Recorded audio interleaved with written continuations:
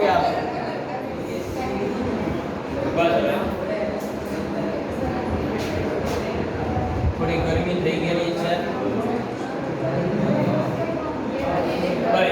બસ 91માં પ્રશ્નથી આપણે જોઈએ થોડી ઝડપ રાખીશું એવા પ્રશ્નો છે જે અગાઉના પેપરમાં આપણે સોલ્વ કર્યા છે તો આપણે એને ઝડપથી સમજીશું નીચે આપેલ હાઇડ્રાઇડમાંથી કોનો બંધકોણ સૌથી વધારે હોય મિત્રો હાઇડ્રાઇડમાં બંધકોણ મેં તમને એક વાત કરેલી આ એક જો અહીંયા હાઇડ્રોજન સાથે જોડાયેલા બધા જ તત્વો છે ને એ એક જ સમૂહના છે જો સલ્ફર ટેલુરિયમ પછી આગળ તમે જુઓ H2O ઓક્સિજન સેલેનિયમ બધા સરખા છે અને ત્યારે મેં તમને કીધેલું કે હાઇડ્રોજન સાથે જ્યારે એક જ સરખા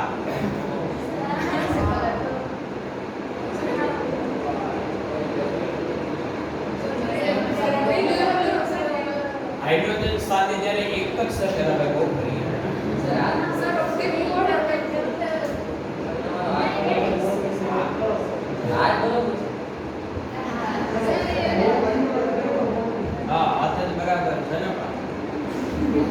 ઓક્સિજન સાથે હાઇડ્રોજન હોય તો મિત્રો કેન્દ્રીય પરમાણુ છે ને વચ્ચેનો પરમાણુ જેટલો નાનો હોય ને એટલો આ બંધકોણ છે ને એમાં ફેરફાર એટલે એક જ સમૂહના તત્વોની સરખામણી મેં તમને સમજાવી હવે તમે જુઓ અહીંયા આપણને પ્રશ્ન શું કર્યો છે ફરીવાર કોની બંધ લંબાઈ સૌથી નાની હોય તો આ નાના કદનો છે હા 91 નીચેના હાઇડ્રોજન કોની બંધ લંબાઈ બંધ કોણ સૌથી વધારે છે તો આપણે એ વાત કરી હતી કે ભાઈ ઓક્સિજન હોય નાના કદનો કેન્દ્રીય પરમાણુ છે એક જ સમૂહના હોય ત્યારે જ આ નિયમ લાગુ પડે બાકી અલગ અલગ સમૂહના હોય તો અબંધકારક ઇલેક્ટ્રોન મેં ગઈકાલે વાત કરી કે ભાઈ બંધ કોણ સૌથી મોટો કોનો હોય તો કે કેન્દ્રીય પરમાણુ છે 13મા સમૂહનો હોય તો સૌથી મોટો હોય કારણ કે એમાં 3 જ ઇલેક્ટ્રોન હોય એટલે 120 નો કોણ ત્યાર પછી 14મો સમૂહ તત્વ એમાં 4 ઇલેક્ટ્રોન હોય 109 પર સમથિંગ આવે પછી 15મો સમૂહમાં 5 ઇલેક્ટ્રોન હોય 3 બંધકારક એક અબંધકારક આવે એટલે બંધ કોણ ઘટે બરાબર તો અલગ તત્વના સમૂહ હોય તો સમૂહનો તત્વ હોય તો કોઈ પ્રશ્ન જ નથી પ્રશ્ન ક્યાં છે એક જ સમૂહના તત્વો હોય ત્યારે કારણ કે એમાં હવે આ બધામાં એવું થશે ઓક્સિજનની જેમ જ હશે બે બંધકારક ને બે અબંધકારક ઇલેક્ટ્રોન તો મિત્રો અહીંયા તમને એવો પ્રશ્ન સૌથી વધારે ક્યાં હશે તો આ કેન્દ્રીય પરમાણુ જેટલો નાનો હશે બરાબર કેન્દ્રીય પરમાણુ જેટલું નાનું હશે એટલા આ બંને બંધ છે એ નજીક હશે અને નજીક હોય એટલે એકબીજાને અપાકર્ષણ લગાવતા હોય એટલે આ અબંધકારકને કારણે એ વધુ નજીક આવી શકતા નથી એટલે અહીંયા બંધ પણ સૌથી કેવો જોવા મળે છે વધારે બરાબર હવે આ જ વસ્તુ તમને કહું કે સલ્ફર હોય તો એની સાથે હાઇડ્રોજન હોય તો સલ્ફરની બહારની કક્ષા ત્રીજી છે એટલે એની આ બધા અબંધકારક ઇલેક્ટ્રોન યુગ્મ આનાથી ઘણા બધા દૂર છે આ બધા દૂર છે બરાબર એટલે આ એક વાત ખાસ યાદમાં ધ્યાનમાં રાખીએ કે એક જ તત્વ પછી હાઇડ્રોજન સાથે આપણને એક જ સમૂહના તત્વો જોડાયેલા હોય તો બંધ પણ ક્યાં વધે ને ક્યાં ઘટે બંધ પણ જ્યાં વધેલો હોય ત્યાં બંધ લંબાઈ ઓછી હોય તમે જુઓ પાણીમાં બંધ લંબાઈ સૌથી નાની છે કેમ તો કે હાઇડ્રોજન એક કદમાં નાનો ઓક્સિજન એક કદમાં નાનો બરાબર એટલે આ એક વાત મિત્રો ખાસ સમજીએ હવે આગળનો પ્રશ્ન તમે જુઓ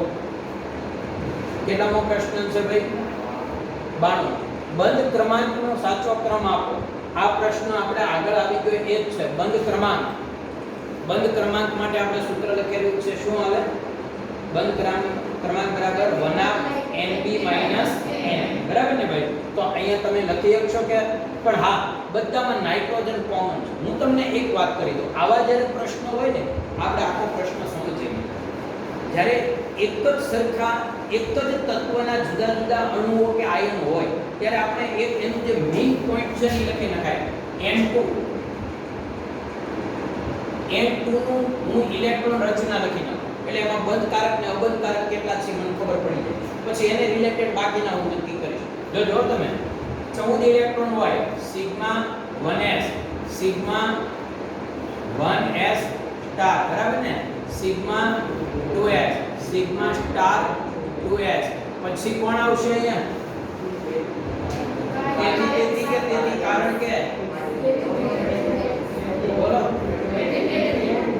ક્યાં સુધી તેથી હોય નાઇટ્રોજન સુધી, પછી ઓક્સિજન, ક્લોરીન અને નિયોનમાં તેથી કાર્બન. ખબર છે ને તેથી નો અર્થ આવો થાય કે 2% નીચે એટલે પાઈ કક્ષક નીચે, આવું મેં તમને સમજાવ્યું. એટલે પાઈ 2px = પાઈ 2py. અને પછી કોનો વારો આવશે? Sigma 2pz. મિત્રો કેટલી કક્ષકો થઈ ગઈ જુઓ તો 7 થઈ ગઈ. 14 ઇલેક્ટ્રોન માટે 7 બરાબર છે. ઓકે, એક આગળની લખી નાખો હાલો. પાઈ સ્ટાર 2px પાઈ સ્ટાર 2py. હવે આમે એટલા માટે લખી અને પછી છેલ્લે સિગ્મા સ્ટાર આવે. આમાં કોઈ અપવાદ નથી, આમાં તો ફિક્સ જ છે કે પહેલા સ્ટાર વાળી પહેલા ભરે, પાઈ પહેલા ભરાય અને ઝેડ વાળી પછી ભરાય. આમાં બદલાય છે, તમને ખબર છે. ઓક્સિજન અને નાઇટ્રોજન સુધી તેથી આવે અને એનાથી આગળ તેથી કારણ કે યાદ છે તમને બધાને. હવે આમાં નાઇટ્રોજનમાં ઇલેક્ટ્રોન 2 2 4 6 8 10 12 અને 14 છે. તો આનો ND શોધી નાખો. સોરી, આનો બંધ ક્રમાંક શોધી નાખો. ભલે આનો કીધો કે ન કીધો, આનો બંધ ક્રમાંક શોધો. બોલો વના બંધ કારક કેટલા છે? 2 2 4 2 6 2 8 2 10. 10 છે બંધ કારક. અને બંધ પ્રતિકારકમાં 2 2 4. તો અહીંયા મિત્રો જવાબ કેટલો આવશે? 3 આવશે. કન્ફર્મ છે? હવે તમને લોકોને જે આપ્યું છે એ N2 માઈનસ આપ્યો છે. N2 -2. આ એક તમે લખ્યો હશે ને તો હવે આનો બંધ ક્રમાંક લખવો તમને પ્રોબ્લેમ નહીં. શું કામ? તમને ખબર છે કે -2 એટલે 2 ઇલેક્ટ્રોન શું કર્યા એને સ્વીકાર્યા. તો હવે ક્યાં સ્વીકારશે? તો તરત તમે કહેશો કે સાહેબ અહીંયા આવશે, એટલે બંધ પ્રતિકારકમાં આવશે. તો હવે એનો NP કેટલો આવશે? સોરી, બંધ ક્રમાંક કેટલો આવશે? 10 - 6 થશે, બરાબર ને? બંધ પ્રતિકારકમાં 2 વધી ગયા ને, એટલે 10 - 6 એટલે 4. 4 ભાગ્યા 2 એટલે 2.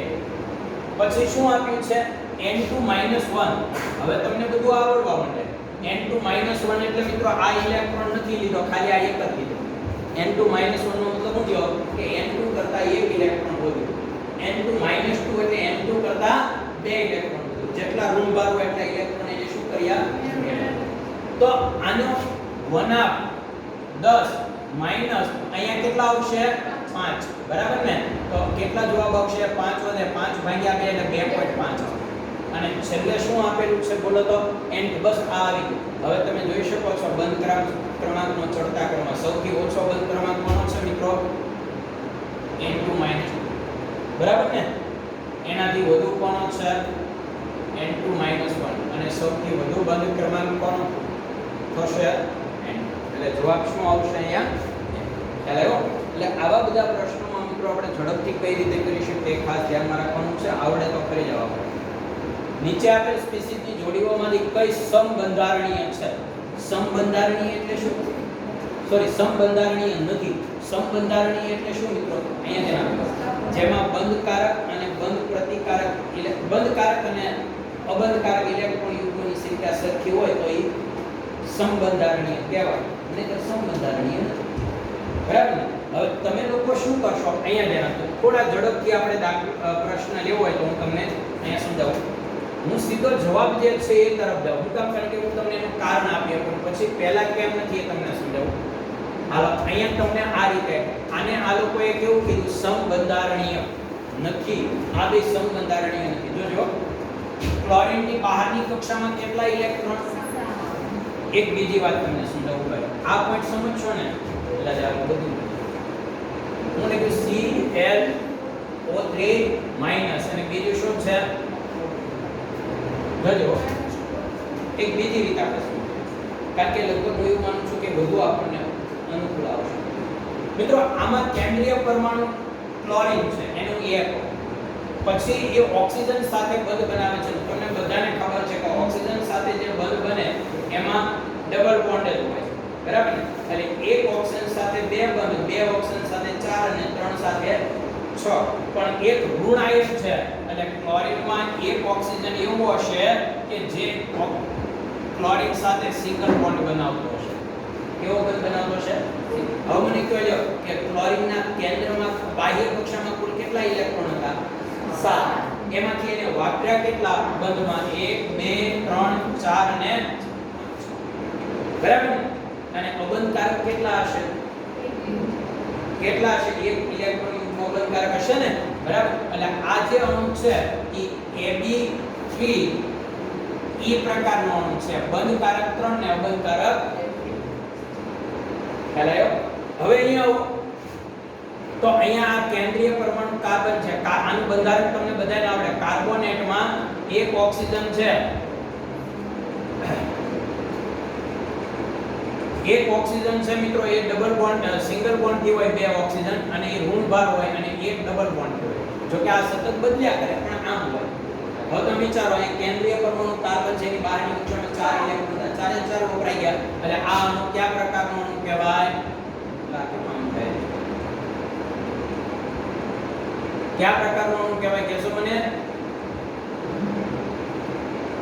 AB3 કારણ કે અબંધકારક તો કઈ છે બરાબર આ કયા પ્રકારનો અણુ કહેવાય AB હવે તમે ખાલી વિચારો કે અહીંયા ત્રણ બંધકારક ને એક અબંધકારક છે એટલે કુલ 4 છે 4 હોય એટલામાં કયા પ્રકારનું સંકરણ હશે sp3 હોય તો એનું બંધારણ કેવું હોય સમચતુષ્કોણીય અને અહીંયા ab3 છે ત્રણ જ ઇલેક્ટ્રોન યુગ્મ છે બંધકારક એટલે આમાં કયા પ્રકારનું સંકરણ હશે sp2 અને એ કયા પ્રકારનું બંધારણ હોય ત્રિકોણીય સમતલીય અહીંયા બંને બંધારણ કેવા થયા સમજાયું તમને એટલે આ પોઈન્ટને તમારે ખાસ ધ્યાનમાં રાખવાનો છે આ રીતે તમે સમજો તો મોટે ભાગે આપણે ખ્યાલ આવે એવું એક હોય એવું ઉદાહરણ આપણને જવાબ તો મળી ગયો પણ આપણી પાસે આમાં શું છે હું હોય એવા બધા જવાબ આપવા બેઠો છું ને એટલે પ્રશ્ન શું થાય છે ખબર પેપર ઉપર પેપર ભેગા થઈ ગયા છે સોલ્વ કરાવવા હા હા એવું થયું ને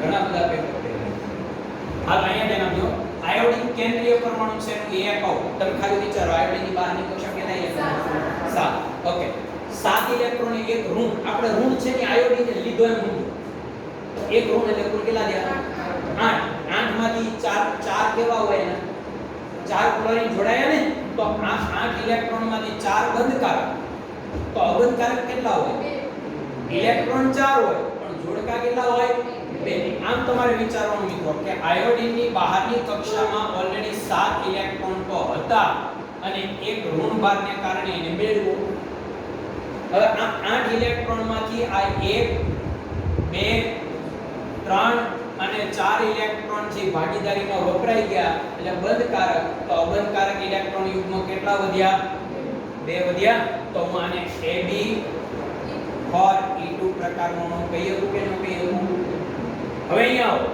આમાં ઝેનોન છે એને એકમ ઝેનોનની બહારની કક્ષામાં તો 8 ઇલેક્ટ્રોન ઓલરેડી હોય એમાંથી 4 ક્લોરીન સાથે જોડાય એટલે Ab4 તો અબંધકારક કેટલા વધે 2 4 ઇલેક્ટ્રોન વધે પણ યુગ્મ તો બેઝ કહેવાય ને જોડકા તો બોલો બે કેવા છે કે નહીં સમજદારી ખ્યાલ આવી ગયો એટલે આ ખાસ ધ્યાનમાં રાખવાનું હાલો હવે નીચેનામાંથી શેમાં નાઇટ્રોજન પરમાણુનું સંકરણ sp છે એ હું તમને નથી કરાવતો એ તો આવડે જ ને sp સંકરણ ક્યાં હશે બાકીના બધા ડબલ બોન્ડ હશે પાઇપ જ હશે એક જ કે બે બંધ કેવા હશે આ એ તો આવડે એનો પ્લસ માં કોની બંધ લંબાઈ સૌથી નાની છે બંધ લંબાઈ મિત્રો બંધ લંબાઈ માટે આપણી પાસે એમાં ખાસ કરીને બંધ લંબાઈ અલગ અલગ તત્વોની હોય ને તો મને ખબર પડી જાય દાખલા તરીકે તમને કહો કે HF HCl HI આમાં કોની બંધ લંબાઈ નાની છે તો મને આવડી જવાનું છે કે નાના અણુ હશે તો બંધ લંબાઈ નાની મોટા અણુ હોય તો બંધ લંબાઈ મોટી મને આવડી જાય પણ પ્રશ્ન એ છે કે એક જ અણુ હોય તો અહીંયા તમે જુઓ જે MCQ આપ્યો છે એમાં તમે જોશો તો તમને ખ્યાલ આવશે મિત્રો અહીંયા આમ લખ્યું O2 2+ પછી બીજું શું આપ્યું O2 પછી શું આપ્યું છે જુઓ તો હા આ બધું પહેલા હું હતું O2 હતું 2+ O2 2+ બરાબર ને ભાઈ પછી બીજું શું હતું ખાલી પ્લસ બીજામાં ઓકે હાલો O2 પ્લસ આ 2 પ્લસ આપણે O2 માઈનસ અને O2 માઈનસ મિત્રો આમાં કેમ બંધ લંબાઈ અહીંયા તો બે ઓક્સિજન જ છે તો અહીંયા બંધ ક્રમાંક અને બંધ લંબાઈ એકબીજાના વ્યસ્ત હોય જ્યાં બંધ ક્રમાંક વધુ બંધ ક્રમાંક જ્યાં વધુ ત્યાં બંધ લંબાઈ ઓછી બરાબર ને એક બંધ હોય દાખલા તરીકે આપણે કાર્બનમાં શીખ્યા છીએ કે કાર્બન કાર્બન સિંગલ બોન્ડ છે તો 154 પાઇકોમીટરનો છે કાર્બન કાર્બન ડબલ બોન્ડ છે તો 134 પાઇકોમીટર અને કાર્બન કાર્બન ટ્રિપલ બોન્ડ હોય તો 120 પાઇકોમીટર ઘટી બંધની સંખ્યા વધે બંધ ક્રમાંક વધે એમ બંધ લંબાઈ ઘટે તો અહીંયા તમારે એ જ પકડવાનું છે હવે મિત્રો અહીંયા આ કરવા માટે શું આપણે હમણાં ઇલેક્ટ્રોન રચના લખી આ બધું લખવું પડશે નહીં એ કરવાની જરૂર નથી એ નહીં કરો તો પણ તમે નિર્ણય કરી શકશો કઈ રીતે તમને આ તટસ્થ અણુ કે છે નથી ઓકે તટસ્થ અણુ હોત O2 તો એમાં બંને ઓક્સિજનમાં બબ્બે ઇલેક્ટ્રોન ઘટતા હતા એટલે બે બંધ બને આ તો આપણને બધાને યાદ જ છે બરાબર તો તમે ખાલી વિચારો કે તો O2 માં કેટલા બંધ બનશે 3 કેમ તો કે +2 છે એટલે બેયની પાસે પહેલા કેટલા ઇલેક્ટ્રોન હતા તટસ્થ હતા ત્યારે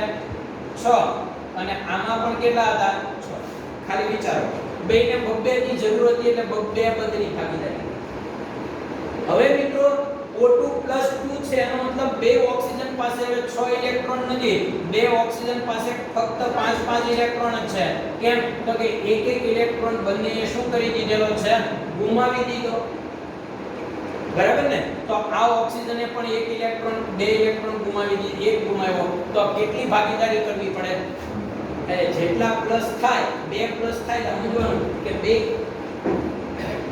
બે ઓક્સિજન એક ઇલેક્ટ્રોન ગુમાવ્યો 6 હતા 5 જ વધ્યા તો અષ્ટક પૂરું કરવા 3 બંધની જરૂર પડશે સમજાયું તમને એટલે આમ તમારે યાદ રાખવું એટલે હવે તમે આખી વાત સમજી ગયા છો કે ધન આયન હોય ને કોઈ પણ એક જ અણુના એક જ પરમાણુમાંથી બનેલા અણુ હોય તો ધન આયન હોય એટલે સમજવાનું ઇલેક્ટ્રોન ઘટે અને જેટલા ઇલેક્ટ્રોન ઘટે એટલી ભાગીદારી વધુ કરવી પડે અને એટલી બંધ લંબાઈ ઘટે હવે આ જ વાત હું તમને ઋણ આયનમાં સમજાવું તો ઋણ આયન ધારી લો કે આ ઋણ આયન -2 છે તો આ બંને ઓક્સિજન પાસે પોતાના 6 ઇલેક્ટ્રોન હતા સાંભળજો પોતાના 6 ઇલેક્ટ્રોન હતા આના 6 ઇલેક્ટ્રોન પોતાના હતા હવે -2 નો અર્થ એવો થયો કે બંનેએ એક એક સ્વીકાર્યો તો હવે ઘટે કેટલા -2 નો મતલબ જેટલા માઈનસ હોય ઇલેક્ટ્રોન સ્વીકારે એટલે એક એક જ ઘટે એનો મતલબ એવો છે કે એક એક ઇલેક્ટ્રોન જ ભાગીદારી એટલે સિંગલ બોન્ડ જ જરૂર છે એટલે તમે સમજી શકો છો કે ધનાયન બને ત્યારે બંધની સંખ્યા વધે ઋણાયન બને ત્યારે બંધની સંખ્યા ઘટે હવે તમે મને કહો પ્રશ્ન આપણો શું હતો સૌથી કોની સૌથી નાની બંધ લંબાઈ હોય જ્યાં બંધ ક્રમાંક સૌથી વધારે ઓકે તો મિત્રો અહીંયા આપણો જવાબ શું આવશે એ કેમ કે અહીંયા બંધ ક્રમાંક 3 આવે છે એટલે બંધ લંબાઈ સૌથી કેવી આવશે એટલે આ બધી થિયરી છે મિત્રો ખાસ સમજો પ્રશ્નને ધ્યાનમાં આપો 100% આપ રાખો પણ કન્ટેન્ટ જે આપણને યાદ રહી જવું જોઈએ હાલો નીચે આપેલ પૈકી કોને વધારે ટકામાં S લાક્ષણિકતા ધરાવે છે ભાઈ S લાક્ષણિકતા એટલે S ટકાવાળો sp3 માં S કેટલા ટકા હોય 25% sp3 માં sp2 માં 33% અને sp માં તમારે એ કહેવાનું છે કે ક્યાં વધુ હશે S નું ટકાવાર પ્રમાણ ક્યાં વધારે છે તો કે જ્યાં sp સંકરણ હોય ત્યાં હું તમને અહીં સમજાવું ઝડપથી N2 પહેલા તો અણુ સૂત્ર તો આવડવું જોઈએ ને ફરી બંધારણ N2H2 આ કાર્બન જેવો છે કાર્બન પાસે કેટલા હાઇડ્રોજન છે જોઈ લેવાના એટલે પછી બે કાર્બન વચ્ચે કેટલા બંધ છે આપોઆપ ખબર પડી જાય ઘણાને ઇથાઇન ને ઇથીન હજી ખબર નથી પડતી એને ખાલી એટલું જ મારે કહેવાનું કે બે કાર્બન પાસે બે જ હાઇડ્રોજન છે એટલે સમજવાનું કે બે ને એક એક હાઇડ્રોજન મળ્યા તો બાકીના બધા 3 પાઈ બંધ હોવાના છે એટલે આપણે આ પોઈન્ટ પકડવાનો અહીંયા નાઇટ્રોજન પાસે બે હાઇડ્રોજન છે એટલે આપણને સમજાય કે બે નાઇટ્રોજન ને એક એક હાઇડ્રોજન મળ્યો હવે નાઇટ્રોજન ની સંયોજકતા 3 છે એટલે બાકીના ડબલ ખબર પડી જાય કે નહીં એટલે બાકીની સંયોજકતા બંને વચ્ચે હશે હવે આમાં મને કહો આ નાઇટ્રોજનમાં કયા પ્રકારનું સંકરણ હશે મિત્રો sp sp બોલો sp શું કામ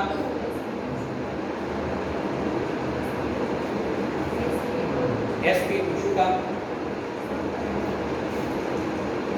sp2 મિત્રો અહીંયા ત્રણ ઇલેક્ટ્રોન છે ભાગીદારીમાં છે એક ઇલેક્ટ્રોન અબંધકારક છે કે પાંચમાં અને તમને ખબર છે અબંધકારક ઇલેક્ટ્રોન એટલે પૂર્ણ ભરાયેલી કક્ષક પૂર્ણ ભરાયેલી કક્ષક બંધ ન બનાવે પણ સંકરણમાં તો ભાગ લે બરાબર ને એટલે એને તો આપણે સંકરણમાં જ ગણી લેવાની એટલે આ એક આ બીજો સિગ્મા બંધ આ ત્રીજો બે સિગ્મા બંધ એક અબંધકારક એટલે કુલ ત્રણ કક્ષકો ભાગ લે એટલે કયા પ્રકારનું સંકરણ છે sp2 અને અહીંયા કેટલો છે s કક્ષકની ટકાવારી કેટલી આવશે 33% બરાબર બસ આ રીતે આગળ વધો N2H4 હવે આમાં તો ખબર પડી જાય ને N2H4 છે એનો મતલબ એવો છે કે આમાં ટકાવારી નહીં હોય આમાં તો sp3 જશે આ sp3 સંકરણ હવે આપણને નો ખબર પડી જાય કે એક હાઇડ્રોજન હતો તો બે પાઈ બંધ બન્યા હવે આની પાસે બે હાઇડ્રોજન ચાર હાઇડ્રોજન છે તો બે ને બબ્બે હાઇડ્રોજન નું આપી દઉં તો એક જ સંયોજકતા ઘટે મતલબ આમાં કોઈ જગ્યાએ પાઈ બંધ છે જ નહીં અને એટલે જ મિત્રો હું તમને એમ કહું છું કે જ્યારે sp3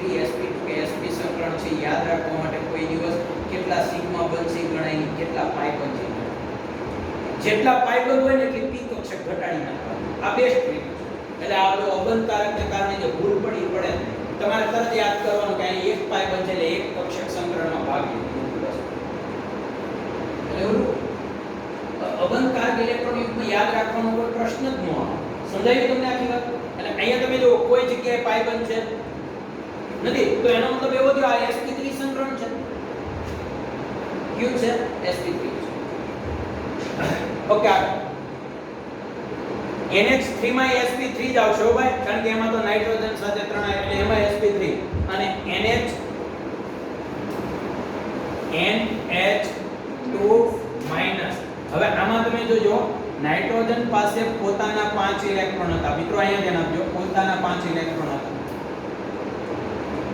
અને માઈનસ એટલે એક ઇલેક્ટ્રોન એને સ્વીકાર્યો એટલે 6 થયા હવે એ 6 ઇલેક્ટ્રોન માંથી એ નાઇટ્રોજન બે હાઇડ્રોજન સાથે ઇલેક્ટ્રોનની ભાગીદારી કરે એટલે બે અબંધકારક ઇલેક્ટ્રોન વધે એનો મતલબ ક્યાંય પાઈ બંધ તમને દેખાય છે તો આમાં sp3 સંકરણ જ છે કયું સંકરણ છે આમાં sp3 સંકરણ તો બોલો ફાઇનલી s ક્યાં s નું ટકાવારી પ્રમાણ વધુ છે પહેલા સમજાયું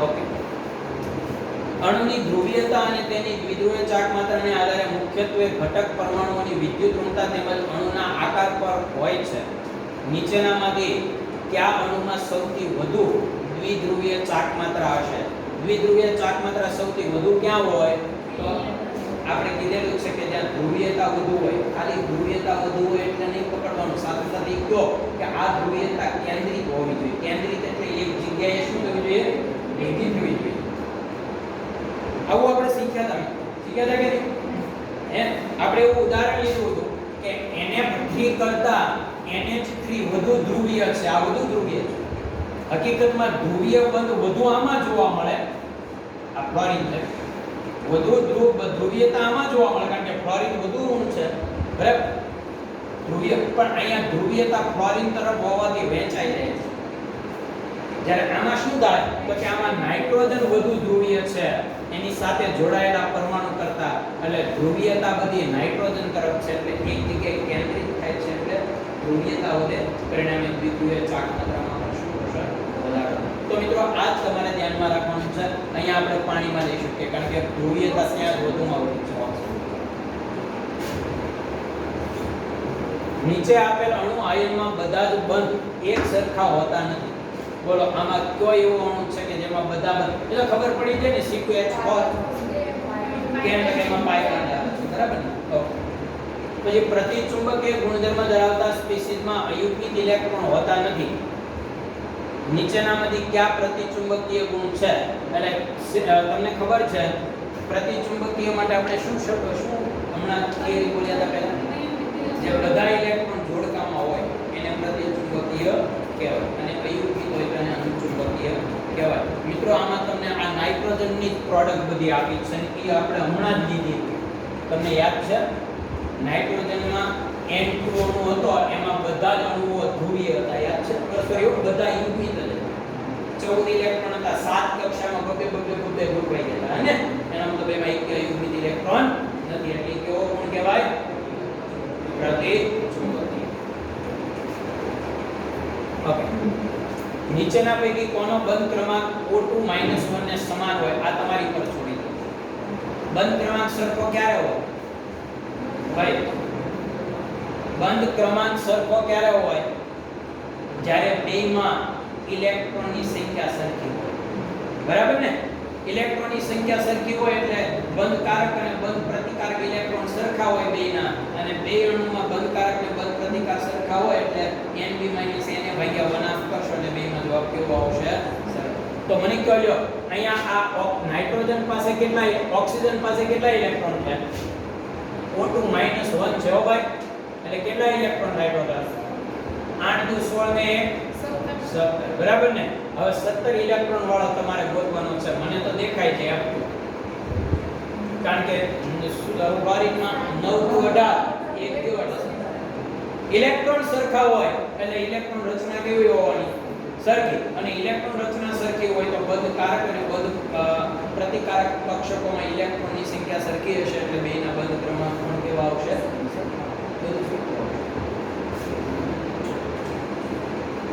નીચેના પૈકી કયું સૌથી ઊંચી લેટાઇસ ઊર્જા ધરાવે છે? તો લેટાઇસ ઊર્જા એટલે શું? લેટાઇસ ઊર્જા એટલે બે આયનોને એકબીજા સાથે પકડી રાખવું આકર્ષણ. એકબીજા સાથે પકડી રાખવું આકર્ષણ. લેટાઇસ ઊર્જા જેટલી વધુ હશે ને, લેટાઇસ ઊર્જા એટલે હકીકત શું છે એ કહું ને, બે આયનો જ્યારે એકબીજા સાથે આકર્ષાય છે ને ત્યારે એની મુક્ત કરેલી ઉષ્મા છે. તો જેટલા વધુ ઝડપથી આકર્ષાય એટલી એની લેટાઇસ એન્થાલ્પીનું મૂલ્ય કેવું હશે? અને મિત્રો એટલે જ આપણે કહીએ છીએ કે લેટાઇસ કોઈ પદાર્થ પાણીમાં દ્રાવ્ય છે કે અદ્રાવ્ય કેમ ખબર પડે? તો કે એની લેટાઇસના મૂલ્ય કરતાં જલીય દ્રાવણ એન્થાલ્પી કેવી હોવી જોઈએ? ઓછી. તો એ પદાર્થ હંમેશા દ્રાવ્ય. તો અહીંયા તમે જુઓ તો સોડિયમ ક્લોરાઇડ છે એ આવશે. શું કામ? કે સોડિયમ ક્લોરાઇડમાં ધ્રુવીયતા સૌથી વધુ છે. એટલે બે વચ્ચે આકર્ષણ એટલું બધું હોય. સોડિયમ છે પ્રબળ ધન છે અને ક્લોરીન પ્રબળ ઋણ છે. એટલે આકર્ષણ એટલું બધું હોય કે એમાં લેટાઇસ એન્થાલ્પીનું મહત્વ સૌથી એટલે ખાસ યાદ રાખજો, જેટલી ધ્રુવીયતા વધુ એટલી લેટાઇસ એન્થાલ્પી વધારે. બરાબર? આગળ જોઈએ. જો તો મિત્રો કયો પ્રશ્ન છે? BF3 માં BF ની બંધ વિયોજન ઊર્જા 646 કિલોજૂલ છે, જ્યારે CF4 માં CF ની બંધ વિયોજન એન્થાલ્પી 515 કિલોજૂલ મોલ ઇન્વર્સ છે. CF ની સરખામણીમાં BF ની બંધ વિયોજન એન્થાલ્પીનું મૂલ્ય ઊંચું હોવાનું કારણ શું છે? બરાબર? અહીં તમને કીધું કે C ની સરખામણીમાં B પરમાણુ કદમાં નાનો છે એટલે CF4 માં C અને F વચ્ચે રહેલા બંધની સરખામણીમાં BF3 માં B અને F વચ્ચે આકર્ષણ વધુ છે કે BF3 માં B અને F માં અર્થ સૂચક pπ પારસ્પરિક આંતરક્રિયા? આ પ્રશ્ન આવી ગયો છે આગળના પેપરમાં જ હતો. pπ બંધ pπ બંધ આમાં હોય છે અને pπ બંધ ઘણી આંતરક્રિયા જેટલી વધુ હોય એટલી એની વિયોજન એન્થાલ્પી કેવી હોય? વધારે. એટલે અહીંયા બોરોન અને ક્લોરીનમાં pπ આંતરક્રિયા કેવી છે? પ્રબળ છે. કેવી છે? પ્રબળ. હવે તમે જુઓ આગળનો પ્રશ્ન છે મિત્રો. 25 મિલી દ્રાવણને તટસ્થીકરણ કરવા 30 મિલી 0.1 મોલર સોડિયમ કાર્બોનેટ દ્રાવણની જરૂર પડે તો 30 મિલી 0.2 મોલર NaOH ના દ્રાવણને તટસ્થીકરણ કરવા HCl ના કેટલા કદના દ્રાવણની જરૂર પડશે? HCl ના દ્રાવણને તટસ્થીકરણ કરવા હવે એક વાત તમને કરી. અહીંયા જે છે ને આ 25 મિલી આ 25 મિલી 0.2 આ આ 25 મિલી દ્રાવણને તટસ્થીકરણ કરવા 30 મિલી 0.1 મોલર સોડિયમ કાર્બોનેટની જરૂર પડે. સોડિયમ કાર્બોનેટ એ નિર્બળ બેઝ છે, બરાબર ને? અને એનું તટસ્થીકરણ 25 મિલી વાળા દ્રાવણથી થાય. કોણ હોય? એસિડ જ હોવાનો છે તો તટસ્થીકરણ થાય. પણ અહીં ભૂલ છે, કેવું છે 25 મિલી HCl નામ આપવું જોઈએ. આગળ આપ્યું છે પણ એ તો બીજાની સાથે સરખામણી જાય. પછી એ કીધું કે 30 મિલી NaOH ના દ્રાવણને તટસ્થીકરણ કરવા HCl ના કેટલા કદના દ્રાવણની જરૂર પડે. એટલે ભાઈ અહીંયા પહેલો જે સંબંધ છે એમાં HCl લખવું જોઈએ. પહેલા જે સંબંધ છે એમાંથી તમારે HCl ની સાંદ્રતા શોધવાની અને એ તમારે બીજામાં લાગુ પાડવું. એસિડ બેઝના તટસ્થીકરણનું સૂત્ર મેં તમને સમજાવેલું છે N1V1 યાદ છે તમને? ઓકે મિત્રો, ખબર છે ને આ તમને? હા. હવે પહેલી વાત તો એ કે આની સાંદ્રતા મારી પાસે આપી નથી, બરાબર ને? તો આની સાંદ્રતા મારે શોધવાની છે. કદ કેટલું છે ભાઈ? એસિડ નું કદ 25. પછી N2 એટલે બેઝની સાંદ્રતા કેટલી આપી? કેટલી આપી? 0.1. પણ હું 0.2 લઈશ કારણ કે આ મોલારિટી છે, નોર્માલિટી ડબલ થાય. શું કામ? આ દ્વિએસિડિક બેઝ છે. સોડિયમ બાયકાર્બોનેટમાં બે ધનાયન છે. જ્યારે ન ખબર પડે ત્યારે આમ જોવાનું. Na2CO3 નું જળ વિભાજન કરીએ તો એમાં NaOH બને કેટલા પાણીના? અહીંયા બે સોડિયમ છે એટલે અહીંયા બે લેવા પડે. બે OH મળે એટલે હંમેશા દ્વિએસિડિક બેઝ કહેવાય. શું કહેવાય એને? એટલે બધું N1V1 N2V2. હાલો અહીંયા કેટલા આપ્યા છે? 25. n આ કેટલા લેવાના? 0.2. શું કામ મેં કહી દીધું? અને કદ કેટલું આપ્યું બેઝનું? 30. તો N2 કેટલા આવશે મિત્રો? આનો ગુણાકાર કરો એટલે 6 ના છેદમાં 25. આમ નામ રાખવાની જવાબ. અને હાઇડ્રોક્લોરિક એસિડ છે એટલે ઈ તો સાંદ્રતા જેની મોલારિટી હોય, નોર્માલિટી મોલારિટી સેમ હોય કારણ કે HCl છે. એક બેઝિક એસિડ છે. હવે મિત્રો તમે બીજી વાત સમજો. આ તો હાલો આપણે વાત કરી, બરાબર? હવે તમને શું કીધું કે આ સાંદ્રતા મને એસિડ ની મળી ગઈ, આ HCl ની થોડી અહીં બંધ સાંદ્રતા મળી ગઈ. હવે હું ફરીવાર આ સૂત્ર વાપરું N1V1 N2V2. N1 અને V1 એટલે આપણો એસિડ ની સાંદ્રતા મને મળી ગઈ એ લખું. પછી એનું કદ મારી પાસે છે, સોરી કદ મારે આ વખતે શોધવાનું છે કારણ કે એમ કહેવા માંગે કે આ સાંદ્રતા વાળું દ્રાવણ હવે NaOH ને તટસ્થ કરવા માટે વાપરવું છે. આ એસિડ ને NaOH ને તટસ્થ કરવા વાપરવો છે તો એ HCl નું કેટલું કદ જોઈએ? એટલે આપણે હવે નવું કદ શોધવાનું છે. N2 આપ્યો છે, તો N2 નું કદ કેટલું આપ્યું ભાઈ? 30. અને NaOH અને NaOH ની સાંદ્રતા કેટલી આપી? 0.2. એમાં તો એક જ OH છે એટલે જે મોલારિટી છે એ નોર્માલિટી થાય. હાલો સામે જોવા દો. આનો ગુણાકાર કરશો એટલે 6 આવશે. આ 25 ઉપર જશે, 6 નીચે આવશે. આ બંને દૂર થયા એટલે કેટલા આવશે? બરાબર? એનો જ જવાબ હતો. એટલે 25 મિલી કદની જરૂર પડે. પણ મોલારિટીની જગ્યાએ નોર્માલિટી લખી તો ક્યારે બે વડે પૂરી ખબર હોવી જોઈએ. એક એસિડિક કે એક બેઝિક એસિડ કે બેઝિક છે.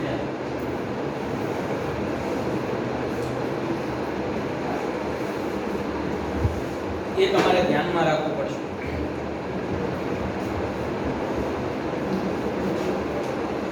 ઓકે બાર. એક અજ્ઞાત 25 ગ્રામ હાઇડ્રોકાર્બનનું દહન કરતા 88 ગ્રામ કાર્બન ડાયોક્સાઇડ અને 9 ગ્રામ પાણી ઉત્પન્ન થાય છે.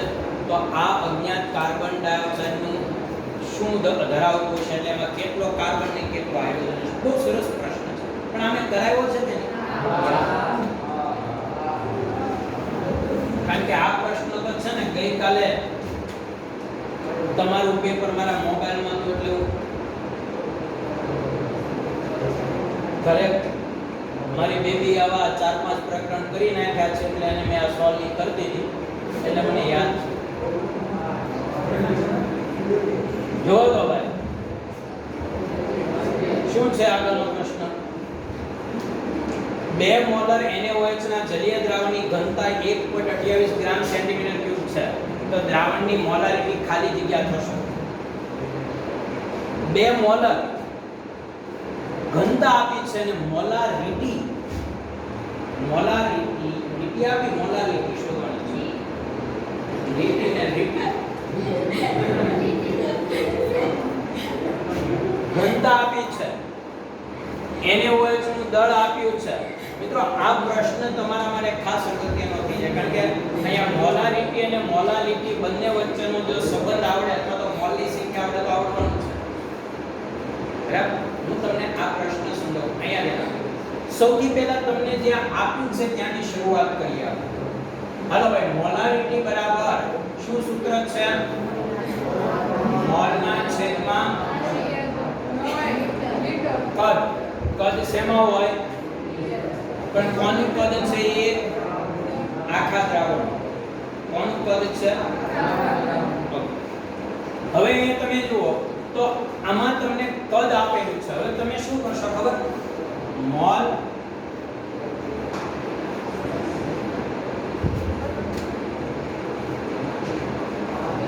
ઇક્વલ ટુ મોલારિટી આપણને આપી છે ને આ કિંમતો આપણને આપી છે હાલો અહીંયા હું મોલારિટી કેટલી મૂકી દઉં 2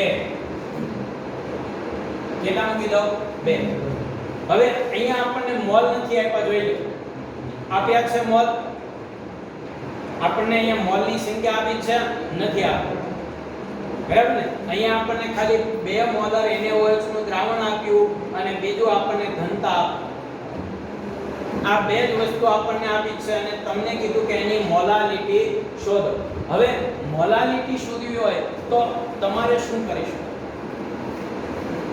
મિત્રો અહીંયા તમે ઘણી બધી વાર આ લોકો દાખલો એવી રીતે લખે છે કે કદ આપ્યું જ નથી તો એ લોકો શું કરે ખબર દ્રાવણનું કદ 1 લિટર સ્વીકારી દ્રાવણનું કદ કેટલું સ્વીકારી લે એ તમે જે ધારો તમે 100 મિલી લો કોઈ પ્રશ્ન નથી તમે જે લો પણ એક ચોક્કસ કદ સ્વીકારી લે કારણ કે મારે તો અહીંયા બે દ્રાવણની સાંદ્રતા મોલારિટી અને મોલાલિટી બે સાંદ્રતાની સરખામણી કરવી હું દ્રાવણનું ગમે કદ સ્વીકારી શકું કોઈ પ્રશ્ન થવાનો નથી સમજી ગયા કે વાત તમે એટલે અહીંયા લોકો આ કદ છે ને એ 1 લિટર સ્વીકારે છે આ 1 લિટર તો મને મોલ કેટલા મળશે મિત્રો કેટલા મોલ મળ્યા 2 મોલ મળ્યા હવે આ કોના મોલ છે દ્રાવ્ય પદાર્થના NaOH ના તો NaOH ના મોલ નું સૂત્ર લો તો દળના છેદમાં શું આવે આણ્વીય દળ હવે મોલ મને કેટલા મળ્યા 2 એનું આણ્વીય દળ કેટલું છે ભાઈ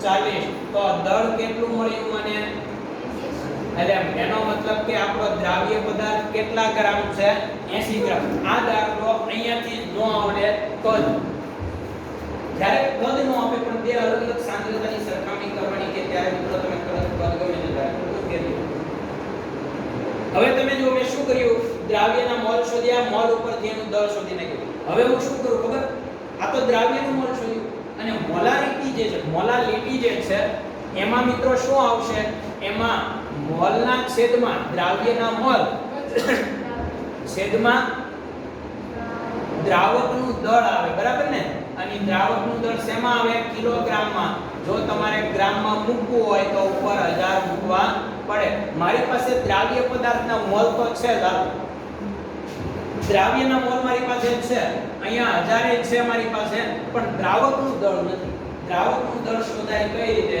તો કે દ્રાવકનું દળ ન હોય તો કંઈ નહીં તમારી પાસે આખા દ્રાવણનું દળ છે તો તમે કહેશો ના ના આખા દ્રાવણનું દળ નથી મારી પાસે હા આખું દ્રાવણનું કદ છે આખું દ્રાવણ આપણે કેટલું ધાર્યું પણ મિત્રો એના કદ ઉપરથી દળમાં જઈએ કાય હા કેમ તો કે તમને શું આપ્યું છે ઘનતા જો અહીંયા ખાસ યાદ રાખો એટલે મિત્રો અહીંયા હું આમ લખી દળ ઇક્વલ ટુ ઘનતા ગુણ્યા કદ હકીકતમાં સૂત્ર તો આ છે ઘનતા બરાબર m ના છેદમાં v પણ મેં દળને કરતા બનાવ્યો હાલો ઘનતા કેટલી આપી દેખાય છે હા 1.8 અને કદ કેટલું આપ્યું પણ અહીં 1000 મિલી લખીશ કારણ કે ઘનતામાં છે ને ગ્રામ પર મિલી શબ્દ આવે યાદ છે ને તમને ગ્રામ પર મિલી આવે એટલે અહીંયા મિલીમાં લખો ચલો કેટલા આવશે મિત્રો 1200 બરાબર ને?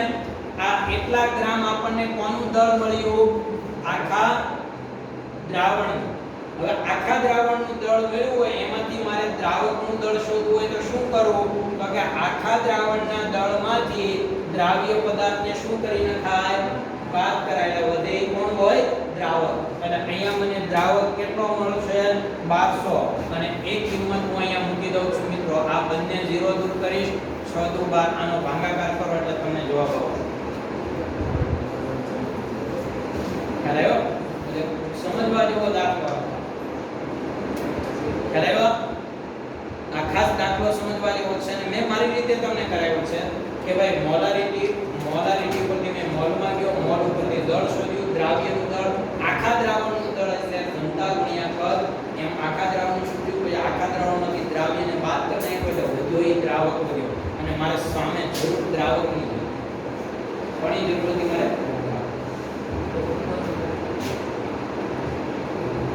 ઓકે આગળ. હા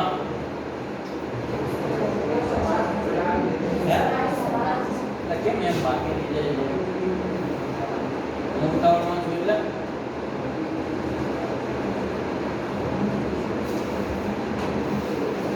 યસ 0.6 ગ્રામ યુરિયાને NaOH સાથે ખૂબ ગરમ કરતા એમોનિયા ઉત્પન્ન થાય છે.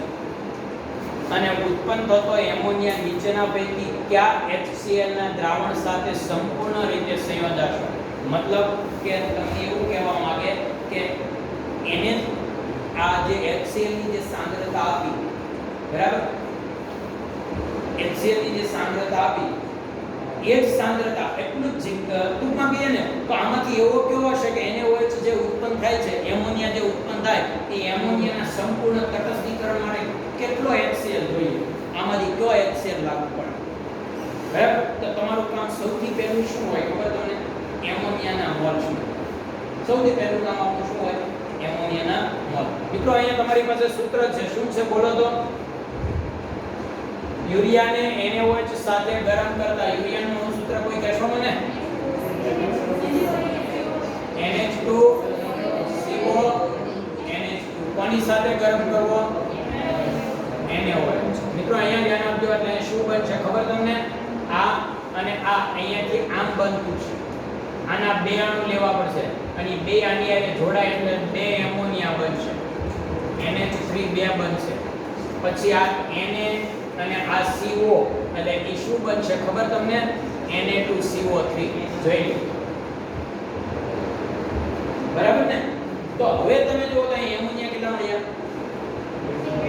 હવે અત્યારે આનો 1 મોલ યુરિયાનો 1 મોલ પ્રક્રિયા કરે તો એમોનિયાના કેટલા મોલ મળે મિત્રો?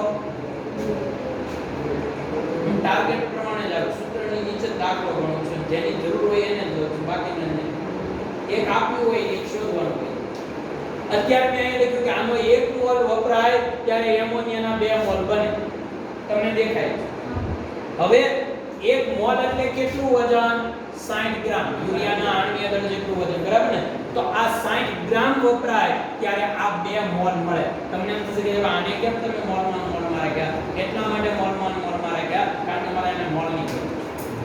મારે એના વજનની જરૂર હતું, વજનમાં ફેરવી નાખે. મારે એના કદની જરૂર હતું, કદમાં ફેરવી. જરૂરિયાત પ્રમાણે ફેરવી. બાકી તેરા છે. તો મિત્રો અહીંયા તમે જુઓ 60 ગ્રામ યુરિયા વપરાય તો 2 મોલ એમોનિયા બને. તો આપણી પાસે કેટલો છે? 0.6 ગ્રામ યુરિયા છે. તો કેટલો બનશે એમોનિયા બોલો?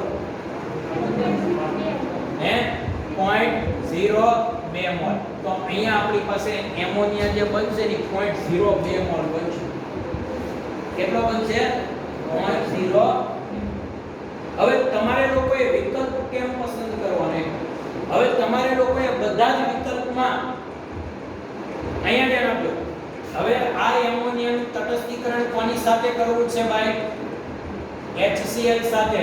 આ બે જ આ એસિડ બે ભેગા થાય એટલે શું બનશે?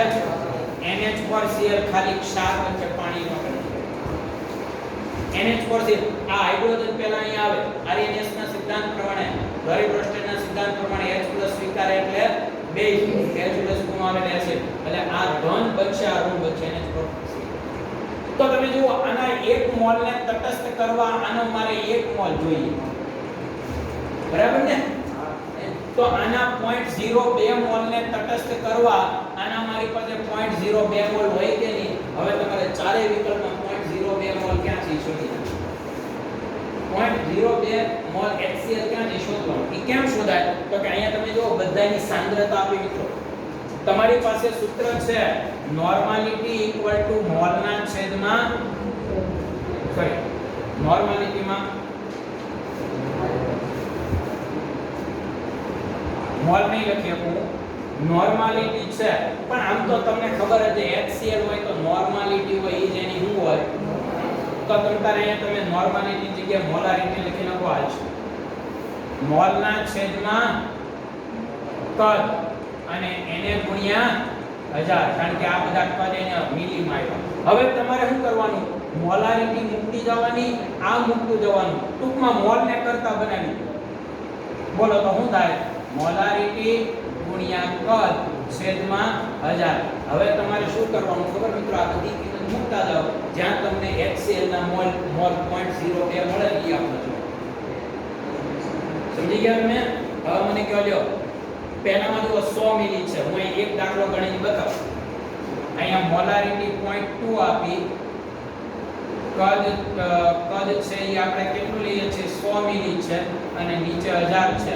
જો આ પહેલો જ આપણો દાખલો છે, પોઈન્ટ વડે ભાગી નાખીને 0.02 એ જ આપણો આનો આવ્યો હોત તો આગળનો દાખલો અજમાઈશની રીત કહેવાય. આપણા હાથમાં કેવું તો ગાજરની પકોડી છે.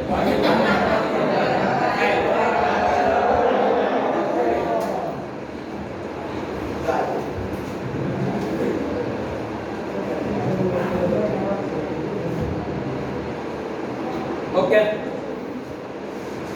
હાલો મિત્રો આગળ જોઈએ. 0 ડિગ્રી સેલ્સિયસ અને 1 વાતાવરણ દબાણે 1 લિટર પ્રોપેન વાયુના સંપૂર્ણ દહન માટે ઓક્સિજન વાયુનું કદ કેટલું હોય?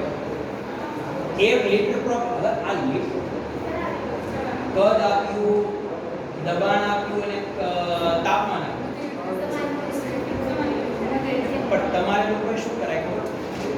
પરિસ્થિતિ તો સમાન જ દાખલો આવી ગયો અને તમે જે લિટર છે ને એને સીધા તમે મોલમાં લાગુ પાડી દો. ઓકે, હાલો આગળ. 0.40 માં હાજર અર્થસૂચક અંકો કેટલા? બોલો, અર્થસૂચક અંકોની સંખ્યા કેટલી આવશે? કેટલા આવશે? અર્થસૂચક અંકની સંખ્યા કેટલી આવશે? અહીંયા 3 આવશે. પછી લોહીમાં ગ્લુકોઝની સાંદ્રતા 0.9 ગ્રામ લિટર ઇન્વર્સ છે, તો લોહીમાં ગ્લુકોઝની મોલારિટી ગણો. ભાઈ આ મોલારિટી અહીંયા ધ્યાન આપજો. Molarity equal to gram liter inverse છેદમાં શું આવશે? આણ્વીય દળ. બરાબર છે, કારણ કે ખાલી હવે આણ્વીય દળ જ બાકી. તમે જુઓ, આ ગ્રામ એટલે વજન, આ લિટર છે એ છેદમાં સૂત્ર. બરાબર ને? આ સૂત્ર આપણને આવડે છે, તો હવે તમને આવડી જાય. બોલો અહીંયા કેટલા છે? ગ્રામ લિટર ઇન્વર્સ કેટલા છે? 0.9. બરાબર. અને આણ્વીય દળ કોણ છે? ગ્લુકોઝનું આણ્વીય દળ 180. હવે તમે આનો ભાગાકાર કરો એટલે જવાબ આવશે. હાલો આગળ. કોઈ પણ પદાર્થના 1 મોલ 6.022 × 10⁻³ પરમાણુઓ કે અણુઓ ધરાવે છે, તો 0.2 મોલર H2SO4 માં ના 100 મિલી દ્રાવણમાં હાજર H2SO4 ના અણુની સંખ્યા છે. તો આની હું ગણવું, કારણ કે સાંદ્રતા આપી 0.02 અને કદ આપ્યું, એના ઉપરથી શું મળે? મોલ. અને મોલ ઉપરથી એવોગેડ્રો આંકડે ગુણીને સંખ્યા મળી જાય. એટલે આવા બધા પ્રશ્નો કરાવવાના હોય. 16 ગ્રામ મિથેનના દહનથી કેટલા ગ્રામ પાણી મળે? 16 ગ્રામ મિથેનના દહનથી, હાલો અહીંયા સમજાવો. CH4 O2 તો શું આવશે? બોલો, CO2 વત્તા, મિત્રો સંખ્યા સંતુલિત કરો. અહીંયા 4 હાઇડ્રોજન છે એટલે સામે 2 પાણીના અણુ, તો અહીંયા 2. તમને હું કીધું 16 ગ્રામ મિથેન એટલે આનો સંબંધ પાણી સાથે છે. 16 ગ્રામ મિથેન દહન થાય તો કેટલા ગ્રામ પાણી મળે? બહુ સિમ્પલ પ્રશ્ન. આનો 1 મોલ દહન થાય તો આના કેટલા મોલ મળે? 2. 1 મોલ એટલે કેટલા ગ્રામ છે? 16 ગ્રામ. તો અહીંયા 2 મોલ એટલે કેટલા થાય? 36. જો આ તો સીધો જો 16 ગ્રામ મિથેન વાળો તો 36 ગ્રામ પાણી છૂટું પડે.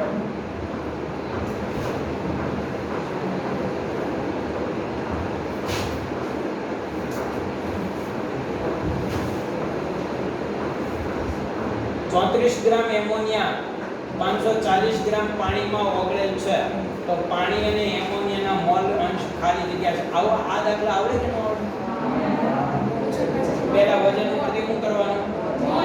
મોલ ઉપરથી મોલ. અરે વાહ, સરસ. હા ભાઈ સરસ.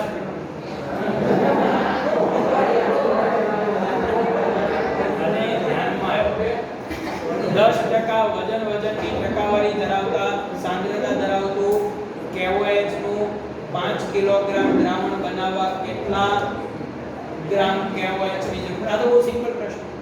તમારી પાસે વેટ બાય વેટ, તમારી પાસે સૂત્ર છે વજનની ટકાવારી બરાબર દ્રાવ્ય એટલે કોણ? KOH નું વજન શેમાં? ગ્રામમાં, છેદમાં આખા દ્રાવણનું વજન શેમાં? ગ્રામમાં, અને ટકાવારી છે એટલે ગુણ્યા 100. બરાબર ને? હવે મને કહો અહીંયા આ 10 આપ્યા છે, પછી KOH ની કેટલી જરૂર પડે? એટલે આ KOH નું દર શોધવાનું છે. દર બોલો કે વજન બોલો? આ છે બોલો. પછી કેટલા ગ્રામ દ્રાવણ બનાવવું છે ભાઈ? 5 ગ્રામ એટલે 5000 કિલો થયું. બરાબર ને? સોરી 5000 ગ્રામ. આ બંને દૂર થઈ ગયા. આ 50 અહીંયા એટલે કેટલા આવશે? 5.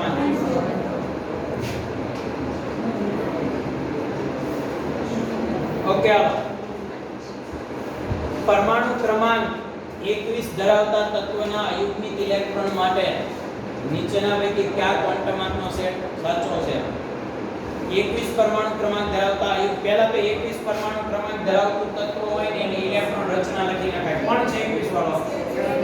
અરે વાહ, આર્ગોન 18 RH2 અને 3D. શું કીધું? અયુગ્મિત એટલે કોણ? આવડો આને અયુગ્મિત એટલે એકલો હોય. એકલો ક્યાં આવશે? D માં. S ના ઇલેક્ટ્રોન તો કેવા છે? અયુગ્મિત. તો આ તમે જો D નો ઇલેક્ટ્રોન જે છે એ અયુગ્મિત છે અને ત્રીજી કક્ષા છે એટલે n બરાબર 3. મુખ્ય ક્વોન્ટમાર્ક 3, કોણીય વેગમાન ક્વોન્ટમાર્ક D એટલે કેટલા આવે? 2. બરાબર. અને પહેલી કક્ષા છે એટલે m બરાબર કેટલા આવે? +2. કેટલા આવશે? +2. અને મિત્રો L બરાબર કેટલા? સોરી S બરાબર કેટલા? + or -1. એ પ્લસ એ હોય માઈનસ એ હોય. એવું જરૂરી નથી કે પહેલો ઇલેક્ટ્રોન હોય સમગડી વિષમગડી સમજાયું ને? એટલે પ્લસ ઓર માઈનસ. બસ તમે કયો વિકલ્પ આવશે તમને ખબર પડી જશે.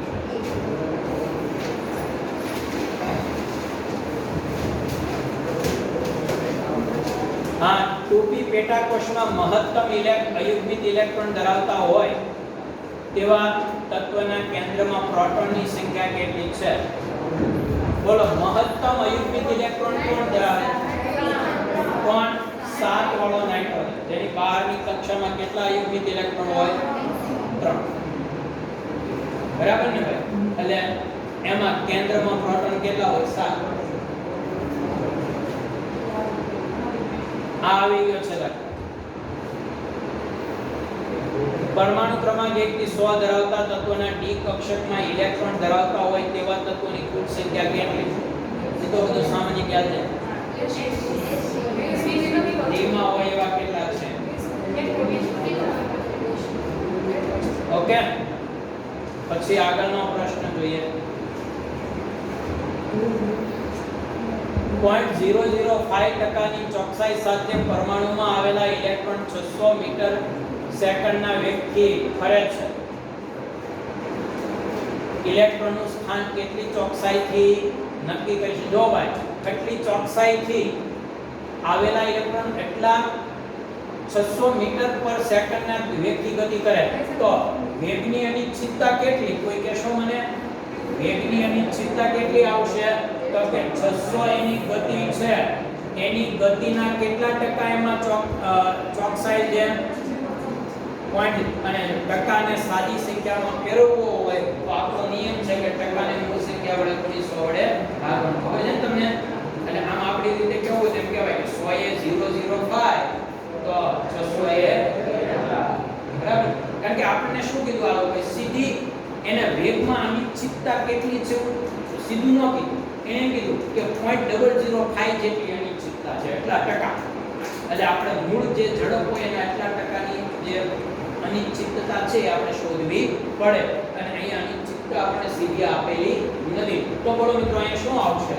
આ બંને દૂર થઈ જશે તો ડેલ્ટા v કેટલો આવશે? 3 આવશે. 30 એટલે 0.3 આંકડા કાપીએ બસ આમ આવશે 0.03 બરાબર. હવે તમને લોકોને શું કીધું ખબર? સ્થાનની અનિશ્ચિતતા. તમારી પાસે સૂત્ર છે ખબર? ડેલ્ટા x ડેલ્ટા v કોને આવડે? એમ છેદમાં h upon 4 pi into second સૂત્ર. હવે મિત્રો આમાં તમારે તો આને શોધવાનું છે એટલે એને કરતા બનાવી દો. h 4 pi m અને ડેલ્ટા v. હવે આ બધી કિંમત મૂકી દો, જવાબ આવશે. m આપ્યો નથી પણ ઇલેક્ટ્રોનમાં m નહીં આપે. ઇલેક્ટ્રોન ઉતારો 0.9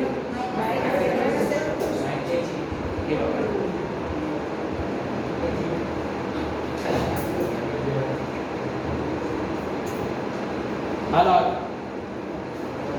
બે વિકિરણોની ઊર્જા E1 ને E2 એ અનુક્રમે 25 eV અને 50 eV છે તો તેમની તરંગ લંબાઈ λ1 અને λ2 વચ્ચેનો સંબંધ શું હોઈ શકે? તમને બધાને ખબર છે મિત્રો કે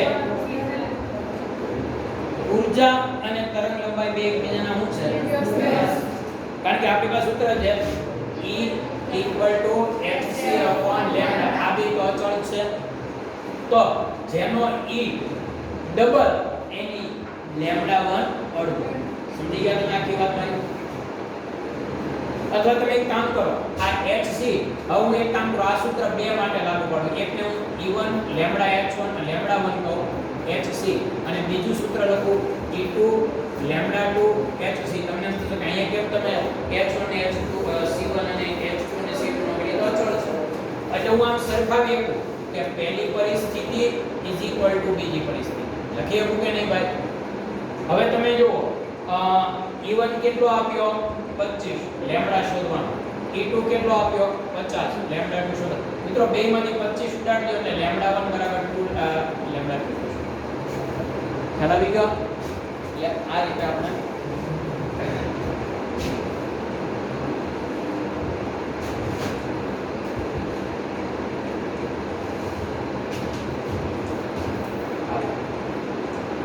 બે ઇલેક્ટ્રોન જે સમાન કક્ષક ધરાવે તો તેને ખાલી જગ્યા વડે અલગ પાડી શકાય. બોલો સમાન કક્ષક છે ભાઈ, જેમાં સમાન કક્ષક હોય એમાં સ્પિન ક્વોન્ટમ આંકડા લાગે. કારણ કે બે એક જ કક્ષામાં રહેલા બે ઇલેક્ટ્રોન છેલ્લે ક્યાં જુદા પડે? સ્પિન. પોતાની ધરી ઉપર એક સમઘડી હોય તો બીજો કેવો હોય? ખ્યાલ છે તમને? તો એક પ્રશ્ન તો મિત્રો બહુ સિમ્પલ છે. સ્પિન ક્વોન્ટમ આંકડા અલગ પાડી શકાય.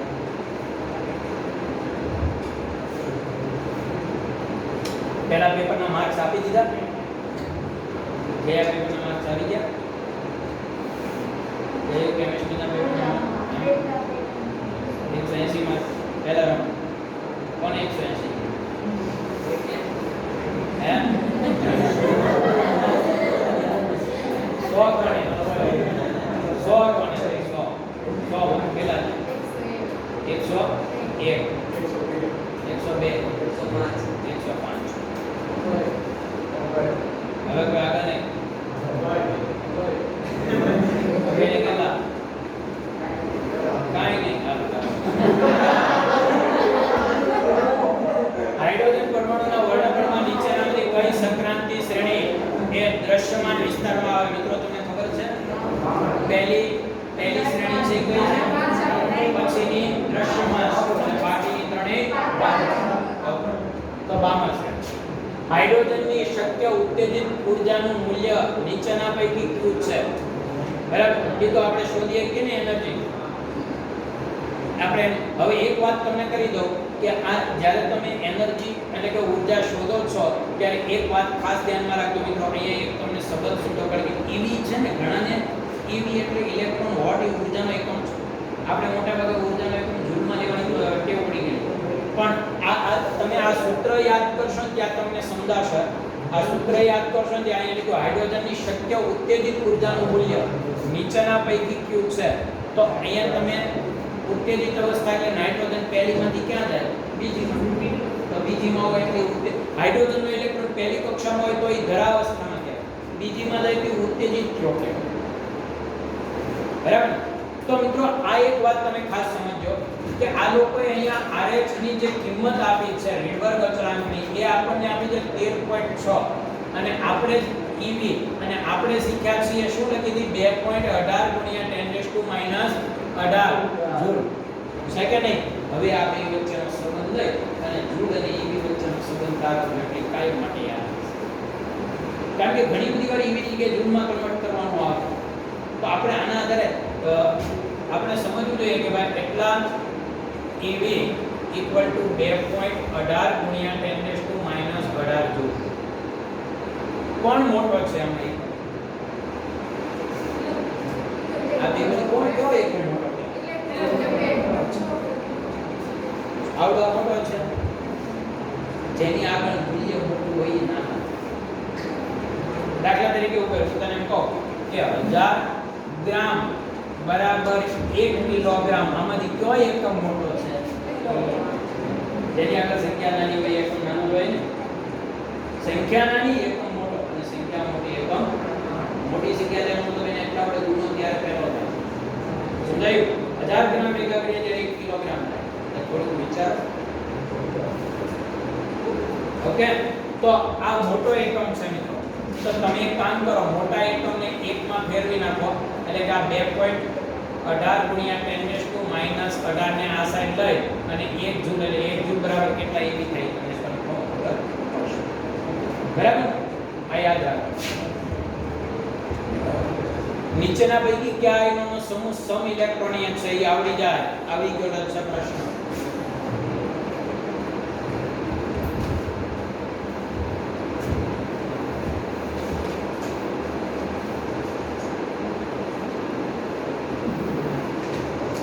આપેલ ગ્રાફમાં ઇલેક્ટ્રોન મળી આવવાની સૌથી વધુ સંભાવના ક્યાં દર્શાવે છે બોલો ભાઈ ઇલેક્ટ્રોન મળી આવવાની સૌથી વધુ સંભાવના કયા બિંદુ આગળ સૌથી વધુ હશે તો આપણે કીધેલું છે કે અહીંયા જ્યારે હોય ત્યાં સંભાવના શૂન્ય હોય જેમ ઉપર અને નીચે હોય એમ ઇલેક્ટ્રોનની સંભાવના કેવી હોય મેક્સિમમ બરાબર અને ખાસ યાદ રાખીએ કે અહીંયા y નું મૂલ્ય જેમ વધારે હોય એમ પછી વધારે એટલે ઋણ હોય કે ધન હોય ત્યાં સંભાવના એટલે ટોચ ઉપરના સ્થાને વધારે હશે એટલે a અને c આગળ પછી પ્રોટોનનો વેગ 1 × 10⁻³ મીટર સેકન્ડ પ્રતિ સેકન્ડ છે તો તેની સાથે સંકળાયેલ તરંગ લંબાઈ શોધો પ્રોટોનનું દળ આપી દીધું 1.67 × 10⁻⁻27 કિલોગ્રામ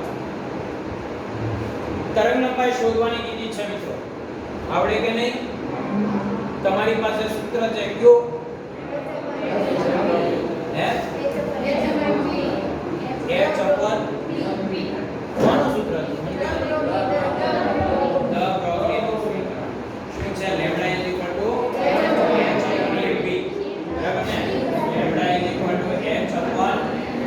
આમ તો p આવે વેગમાન પણ વેગમાનની જગ્યાએ આપણે વેગ અને તો આમાં તમારે લોકોએ શોધવાનું શું છે તરંગ લંબાઈ h ની કિંમત મૂકો m મૂકો અને વેગ એટલે આવશે કે નહીં પણ આ બીજા પ્રકરણમાં એક ખાસ બધા જ સૂત્રની એક વિશિષ્ટતા છે અને આ કામ કાયમ માટે કરજો નહીંતર હેરાન થશો કે હંમેશા મોટા એકમમાં દાખલો અંતર હોય પછી તરંગ લંબાઈ હોય કે કોઈ એ મીટરમાં જ રાખો સમય સેકન્ડમાં વજન કિલોગ્રામમાં જ રાખો કારણ કે આમાં અચળાંક એટલા બધા આવે ને પણ છે એને મોટા એકમમાં જ લીધેલા છે બધા અચળાંક પ્લાન પર ચલાવ્યું છે તો એ મોટા એકમમાં છે, બરાબર. હવે એને તમે જો તમે બાકીના બધા નાના એકમ લો તો તમારે એને અર્ધ ઇન્ટુ સેકન્ડમાં ફેરવવો પડે જૂલમાંથી, તો ત્યાં તમને પ્રશ્ન થાય. સમજાયું મારી વાત? એટલે મોટા એકમમાં જ દાખલો ગણવાની ટેવ પાડવાની. બોલો.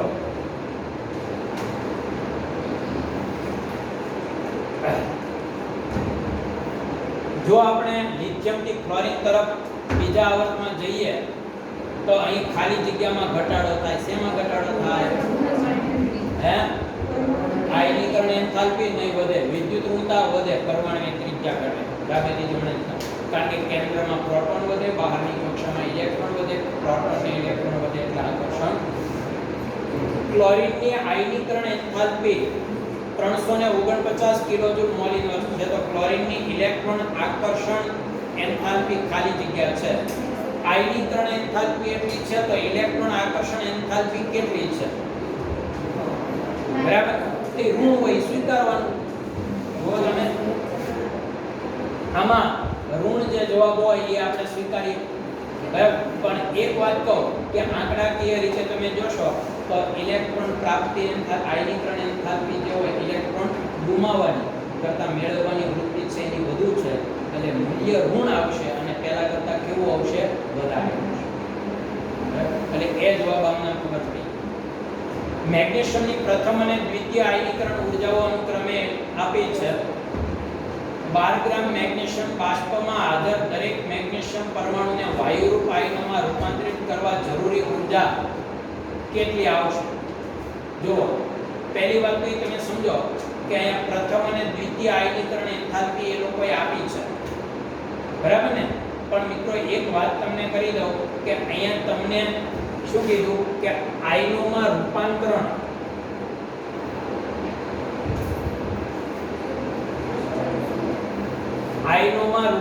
કરવા 12 ગ્રામ મેગ્નેશિયમને આયનોમાં રૂપાંતરિત કરવા કેટલી ઊર્જા કિલોજૂલમાં જરૂર પડે? એનો મતલબ આપણને આપી EV માં ઊર્જા ઇલેક્ટ્રોન વોલ્ટમાં તમારે શોધવાની છે.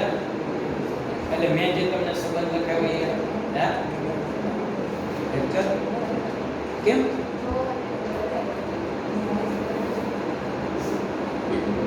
સ્વિચ ઓફ થઈ ક્યાં ના? ઓકે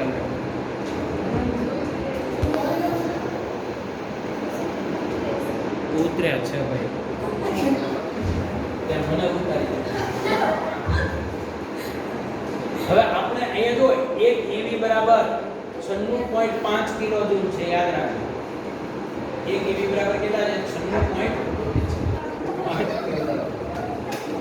હવે મિત્રો તમારે સૌથી પહેલું કામ શું કરવું પડશે ખબર? અહીંયા ધ્યાન રાખજો. જે આપણને આયનીકરણ એન્થાલ્પી આપી, પ્રથમ આયનીકરણ એન્થાલ્પી I1 એને આપણે કિલોજૂલમાં ફેરવીએ તો એની EV માં ઊર્જા છે 7.646, એને કિલોજૂલમાં ફેરવવા માટે તમારે 96.5 વડે ગુણવું પડશે. 1 V એટલા તો એટલા એ એટલે સમજાયું તમને?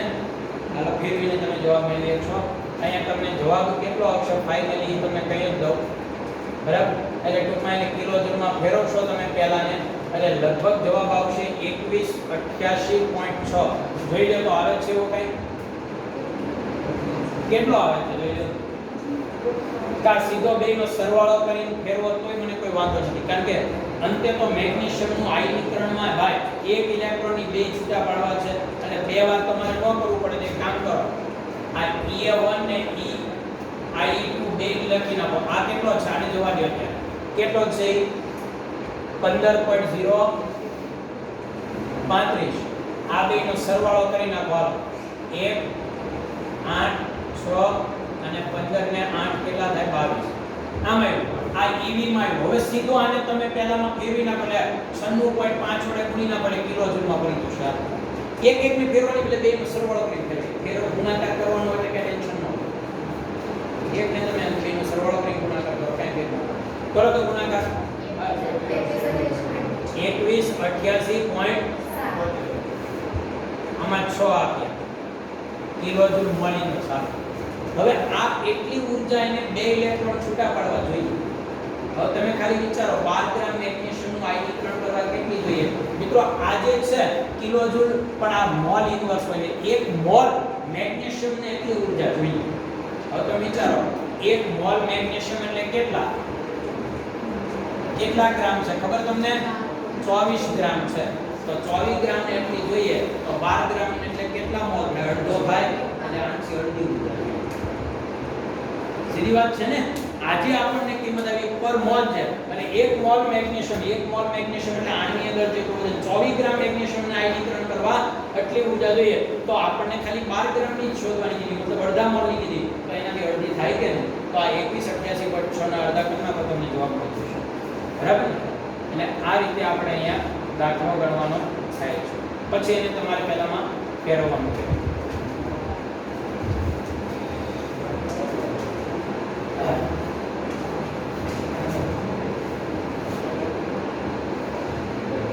ओके हालो तो કેટલામો પ્રશ્ન યાર? સોડિયમ મેગ્નેશિયમ સલ્ફર ફોસ્ફરસ પૈકી કયું તત્વ તેની પ્રથમ દ્વિતીય આયનીકરણ એન્થાલ્પી વચ્ચે મોટો તફાવત ધરાવે? ભાઈ કયા તત્વોમાં પહેલી આયનીકરણ એન્થાલ્પી ઓછી હોય બીજી વધુ હોય?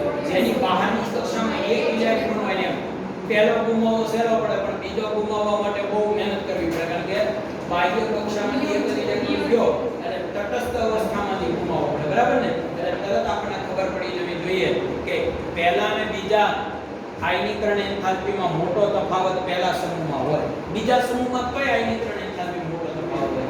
બીજી અને ત્રીજી, કારણ કે બે ઇલેક્ટ્રોન ગુમાવવા સહેલા અને ત્રીજો અઘરો. પછી 13મા સમૂહમાં 3 સહેલા, ચોથો સમજી ગયા તમે? આ ખાસ ધ્યાન રાખો. તો આમાં સોડિયમ આવશે મિત્રો, એ તો ખ્યાલ આવી જાય. એ તત્વની સંયોજકતા કક્ષા 3 ઇલેક્ટ્રોન ધરાવે છે. બી તત્વની સંયોજકતા કક્ષા 6 ઇલેક્ટ્રોન ધરાવે છે. AB સાથે સંયોજાય તો કયું સંયોજન બને? ખુબાઈ તો A ની બહારની કક્ષામાં કેટલા ઇલેક્ટ્રોન છે? 3. તો એનો મતલબ એવો છે કે A છે ઇલેક્ટ્રોન ગુમાવીને +3 બની શકે. B છે એનામાં 6 ઇલેક્ટ્રોન છે એટલે ગુમાવે ને એ સ્વીકારે. કેટલા સ્વીકારે? ખ્યાલ આવ્યો? જેની બહારની કક્ષામાં 3 ઇલેક્ટ્રોન હોય એ ગુમાવે +3 અને 6 હોય તો એને અષ્ટક પૂરું કરવા 2 ની જરૂર છે એટલે 2 મેળવે. હવે આનું સૂત્ર શું બનશે? તો કે જેનો વીજભાર 3 હોય એવા 2 લેવાય અને 2 હોય એવા ઓકે. તો A2B3 જવાબ આવે. કેટલાનો પ્રશ્ન સાચો પડ્યો? આ એક ખોટો. આવર્ત કોષ્ટકમાં કયા તત્વનું સ્થાન n = 4 માટે n-1 d1 ns2 ઇલેક્ટ્રોન રચના સંતુષ્ટ કરે છે? બોલો કયા તત્વોમાં આ પ્રકારની રચના હોય? થર્ડ આવર્ત અને પહેલી વાત તો એ ભાઈ n = 4 હોય એટલે ચોથો આવર્ત હોય એટલે આપણે ખબર પડી જાય. એટલે આમાંથી જુઓ આ અમુક વિકલ્પ તો નીકળી જ ગયા. આ વિકલ્પ ગયો, પછી આ એ ગયો, આમ નામ ખબર.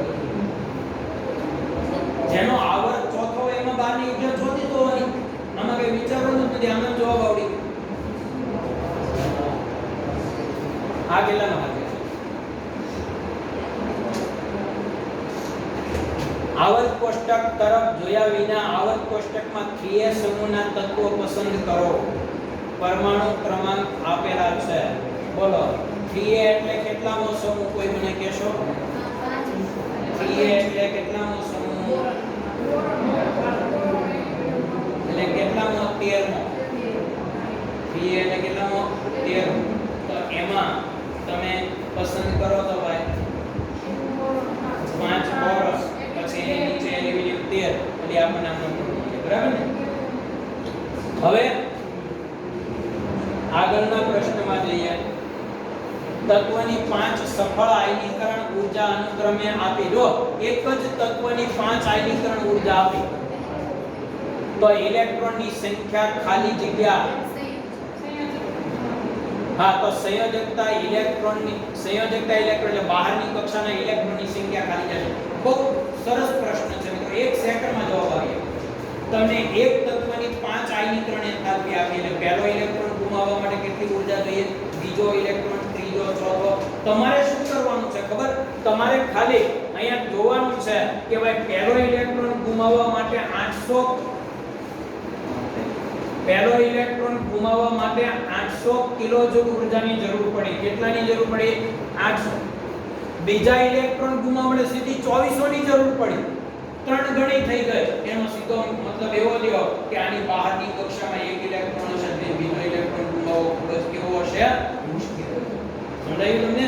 પછી જો આગળ ત્રીજામાં 36 પછી 25000 થઈ ગઈ અને પછી 32000 થઈ ગઈ. તો આના ગેપ તમારે વધુ ક્યાં છે? પહેલા બીજામાં છે, પણ એના કરતા મોટો ગેપ ત્રીજા અને ચોથામાં છે. ત્રીજા અને ચોથામાં બહુ મોટો ગેપ છે અને ત્રીજામાં બહુ મોટો ગેપ હોય ને એટલા એમાં એટલે સમજવાનું કે અહીંયા પહેલા 3 ઇલેક્ટ્રોન ગુમાવવા પ્રમાણમાં કેવા છે, સરળ. સમજાયું? અને પહેલા 3 ઇલેક્ટ્રોન ગુમાવવા સરળ